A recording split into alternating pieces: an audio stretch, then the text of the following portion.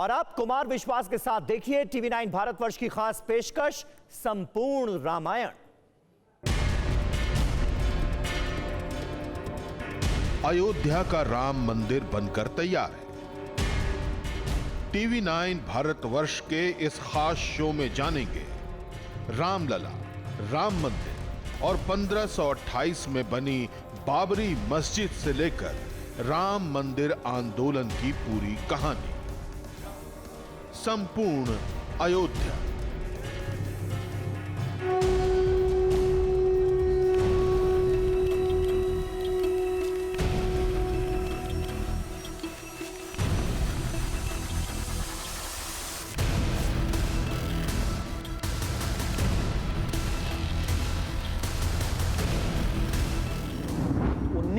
1949 में भय प्रकट कृपाला। 1992 में कहां चले गए कृपाला? बड़ी रोचक दास्तां है कृपाला की। त्रेता में प्रभु अयोध्या में अवतरित हुए। 1949 में रहस्यमय तरीके से उनकी प्राण प्रतिष्ठा हुई, लेकिन साल 1992 में रामलला का वो विग्रह, वो मूर्ति उससे भी ज्यादा रहस्यमय तरीके से गायब हो गई। वो मूर्ति कहां गई? आज उससे भी पर्दा उठेगा। TV9 भारतवर्ष की इस विशेष प्रस्तुति में अयोध्या में मैं कुमार विश्वास आज उसी दास्तां को लेकर आपके सम्मुख प्रस्तुत हुआ हूं।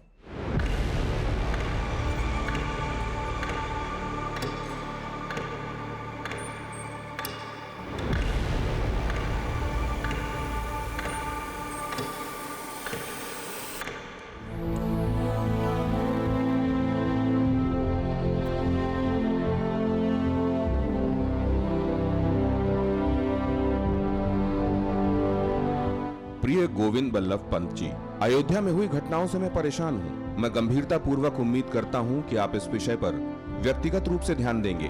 वहाँ आपत्तिजनक उदाहरण रखे जा रहे हैं जिनके परिणाम घातक होंगे। आपका जवाहरलाल नेहरू। 26 दिसंबर 1949 का वाकया है। देश को आजादी मिल चुकी थी, लेकिन संविधान लागू नहीं हुआ था। ये इसलिए बताया जिससे आप इसकी प्राचीनता का अनुभव कर सकें। 22-23 दिसंबर की मध्यरात्रि में 5 साधुओं के जत्थे ने अयोध्या में रामलला की मूर्ति चुपके से रख दी थी, जिसकी पूरी कहानी हम आपको पहले एपिसोड में सुना चुके हैं। देश के पहले प्रधानमंत्री स्वर्गीय जवाहरलाल नेहरू जी उस मूर्ति को वहां से हटाने के पक्ष में थे। केंद्र के साथ साथ राज्य में भी कांग्रेस की सरकार थी। सुप्रसिद्ध स्वतंत्रता सेनानी पंडित गोविंद बल्लभ पंत उत्तर प्रदेश के मुख्यमंत्री थे। उन्हीं को 3 दिन बाद तार भेजा था जवाहरलाल नेहरू ने। तार मिलने के बाद पंत जी भी रामलला की मूर्ति को गर्भगृह से हटाने के लिए सक्रिय हो उठे थे। आखिरकार प्रधानमंत्री का आग्रह था। दिल से वो मूर्ति हटाना चाहते थे या फिर बस वो केंद्र के आदेश की पालना का दिखावा कर रहे थे? इस सवाल का जवाब आगे दूंगा। पहले आपकी मुलाकात कराते हैं फैजाबाद के उन 2 सरकारी अफसरों से जो मिशन रामलीला में साधुओं के साथ मिले हुए थे। साधुओं ने अपना काम तो बहुत अच्छे से कर दिया। हमको ये मामला आगे संभालना है। बात तो आपका ठीक है, लेकिन हम पर रामलला की मूर्ति को हटाने का दबाव बढ़ रहा है। सुना है नेहरू जी ने मुख्यमंत्री श्री पंत जी को कोई तार भेजा है। अरे ये देखिए, मेरे पास तो ये मुख्य सचिव जी का पत्र भी आया है। उन्होंने ये साफ साफ शब्दों में लिखा है कि मूर्ति को किसी भी तरह से वहां से हटाया जाए। मूर्ति तो हटानी नहीं है। अब आपको ये देखना है कि लखनऊ और दिल्ली को कैसे संभाला जाए। 1949 में फैजाबाद के सिटी मजिस्ट्रेट गुरुदत्त सिंह विवादित ढांचे में मूर्तियां रखने वाले साधुओं के संपर्क में थे। वो उन्हें हर तरह की मदद कर रहे थे। गुरुदत्त सिंह के बेटे गुरु बसंत सिंह बताते हैं कि जिस समय गर्भगृह में मूर्तियां रखी जा रही थी, गुरुदत्त सिंह अपने घर में मूर्ति के सामने खड़े होकर पूजा कर रहे थे। भगवान जो हो रहा है उसे होने दीजिए। बाद में गुरुदत्त सिंह ने अपनी नौकरी से इस्तीफा दे दिया और फैजाबाद से जनसंघ के टिकट पर विधायक चुने गए। केरल के अल्पुआ के रहने वाले के नायर 1949 में फैजाबाद के कलेक्टर बने। गुरुदत्त सिंह की तरह वो भी मूर्ति स्थापित करने वालों की मदद कर रहे थे। 1950 के दशक में इस पूरे इलाके में के नायर हिंदुत्व के सबसे बड़े प्रतीक बन गए। चौथी लोकसभा में नायर जनसंघ के टिकट पर चुनकर संसद भी पहुंचे। यही नहीं, उनकी पत्नी भी 3 बार सांसद बनी। यहां तक कि उनका ड्राइवर भी हिंदुत्व के रथ पर सवार होकर विधायक बन गया था। सबसे बड़ी चुनौती थी कि वो मूर्ति हटाने के सरकारी आदेश को कैसे ठुकराएं। 17 अप्रैल 1950 को गोविंद बल्लभ पंत को लिखे पत्र में वो लिखते हैं, मैंने ये पाया कि एक वक्त जो लोग कांग्रेस पार्टी के स्तंभ हुआ करते थे, उनके दिल दिमाग में सांप्रदायिकता घुस गई है। मस्जिद और मंदिर को लेकर अयोध्या में जो कुछ घटा वो बहुत गलत था, लेकिन सबसे अफसोसनाक बात थी कि हमारे ही कुछ लोग इसमें शामिल थे जिनकी सहमति से ये सब हुआ। कभी कभी मुझे लगता है कि मुझे सब कुछ छोड़कर सिर्फ उस मुद्दे पर ध्यान देना चाहिए। शायद किसी रोज मैं ऐसा करूं भी। अगर मैंने ऐसा किया तो मेरे पास जितनी ताकत है ये उसके साथ किसी धर्मयुद्ध जैसा होगा। विचारधारा के स्तर पर कांग्रेस 2 हिस्सों में बंट गई। एक जिसका नेतृत्व जवाहरलाल नेहरू करते थे, उस समय के प्रधानमंत्री, और दूसरा जिसका नेतृत्व गोविंद बल्लभ पंत और सरदार पटेल कर रहे थे। नेहरू जी का कहना था कि मूर्तियों को किसी भी कीमत पर फौरन वहां से हटाया जाए। इसलिए वो लगातार चिट्ठियां और टेलेक्स मैसेज उत्तर प्रदेश के मुख्यमंत्री गोविंद बल्लभ पंत को भेज रहे थे। गोविंद बल्लभ पंत कांग्रेस के ही मुख्यमंत्री थे, लेकिन विभाजन की त्रासदी उस वक्त इतनी ताज़ा थी कि वो फौरन मूर्तियां हटाए जाने के पक्ष में नहीं थे। नेहरू जी ने बाद में एक लंबा पत्र लिखा उन्हें, और उस पत्र में लिखा कि मुझे इस बात से हैरानी है कि उत्तर प्रदेश की कांग्रेस सांप्रदायिक हाथों में खेल रही है। यह इशारा उनका गोविंद बल्लभ पंत, सरदार पटेल और बाबा राघव। अयोध्या आंदोलन को लेकर कांग्रेस की नीति साल 1949 में भी सवालों के घेरे में थी और आज भी कमोबेश वही स्थिति है। दरअसल अयोध्या विवाद से जुड़े जितने अहम घटनाक्रम हुए हैं, उस वक्त संयोग से सरकार सदा कांग्रेस की रही है। गर्भगृह में मूर्ति रखते वक्त, ताला खोलने के वक्त, शिलान्यास के वक्त, विवादित परिसर के विध्वंस के वक्त, हर अहम मौके पर सरकार कांग्रेस की ही थी।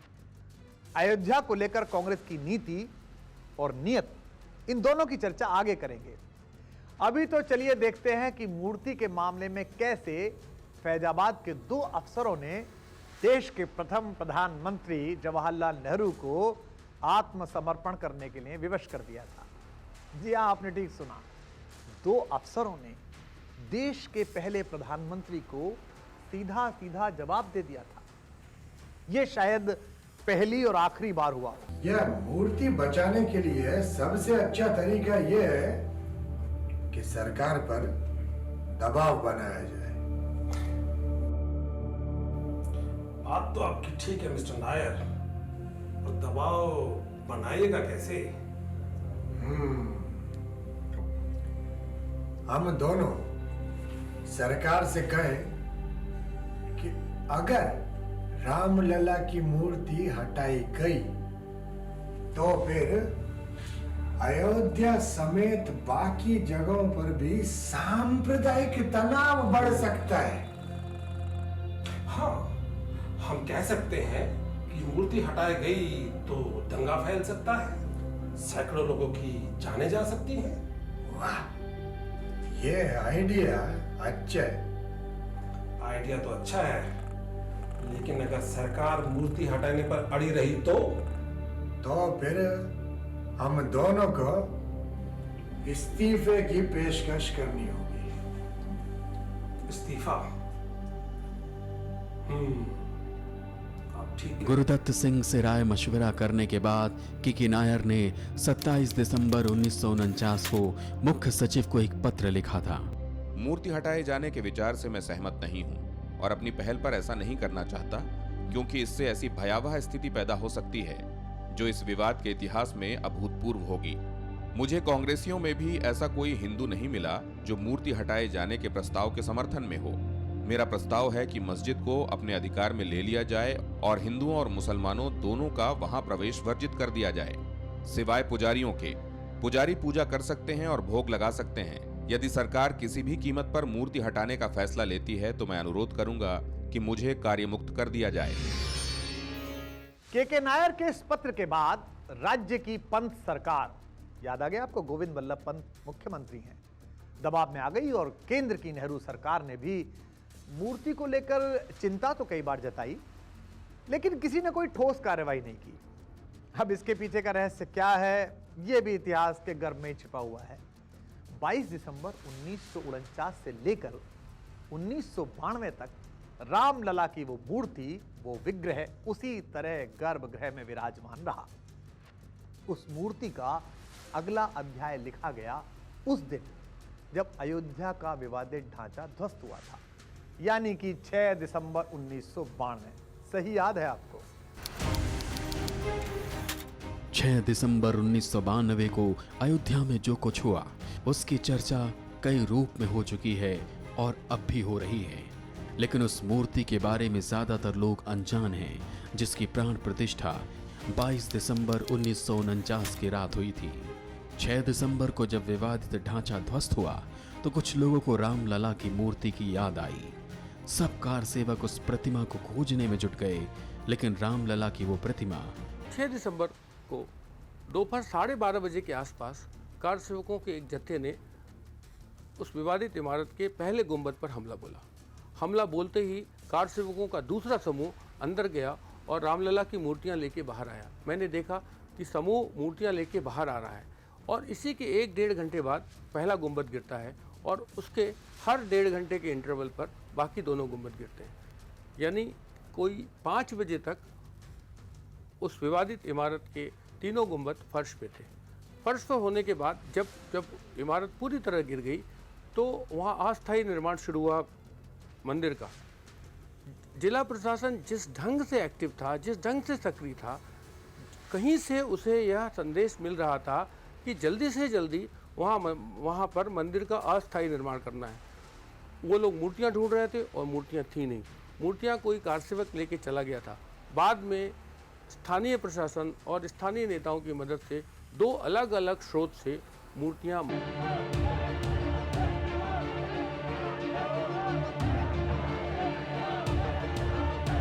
6 दिसंबर 1992 को भारी भीड़ और भगदड़ में रामलला की उस प्रतिमा का क्या हुआ, किसी को नहीं पता। आज तक नहीं पता चला है कि आखिर वो प्रतिमा कहां गई। उस दिन रामलला के प्रतिमा गायब होने की खबर तुरंत दिल्ली तक पहुंच गई। मामला ज्यादा तूल पकड़ पाता उससे पहले ही राव सरकार के मंत्री PR कुमार मंगलम ने मामले को मैनेज कर लिया। अयोध्या में ढांचा ढहाए जाने के बाद अस्थायी मंदिर में मूर्तियां स्थापित करने को लेकर संग्राम मचा हुआ था। राव सरकार के मंत्री PR कुमार मंगलम राजा अयोध्या विमलेंद्र मोहन प्रताप मिश्र के संपर्क में थे। आनन फानन में राजा अयोध्या ने अपने घर से रामलला की मूर्ति भिजवाई, जो उनकी दादी ने इसी काम के लिए घर में रखी थी। रामलला की पुरानी मूर्ति की जगह गर्भगृह में नई मूर्ति रखी गई और आज भी उसी मूर्ति की पूजा अर्चना होती है। रामलला की उस मूर्ति की एक कानूनी कहानी भी है। वो मूर्ति कोर्ट में अपना केस लड़ रही है। जी हाँ, रामलला की उस मूर्ति को आधार बनाकर इलाहाबाद हाई कोर्ट में मुकदमा दायर किया गया और हाई कोर्ट ने भी रामलला को इस केस में एक पार्टी माना है। सोचिए, रामलला खुद पार्टी हो गए। कैसा है ये विवाद और कैसी है इसकी माया। त्रेता के राम को कलयुग में कानूनी दांव पेच का भी सामना करना पड़ा। राम जन्मभूमि या बाबरी मस्जिद के सवाल पर अपना पक्ष रखना पड़ा।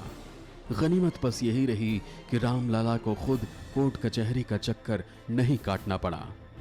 उनकी तरफ से मुकदमे की कमान संभालने का काम किया इलाहाबाद हाई कोर्ट के रिटायर्ड जज देवकी नंदन अग्रवाल ने।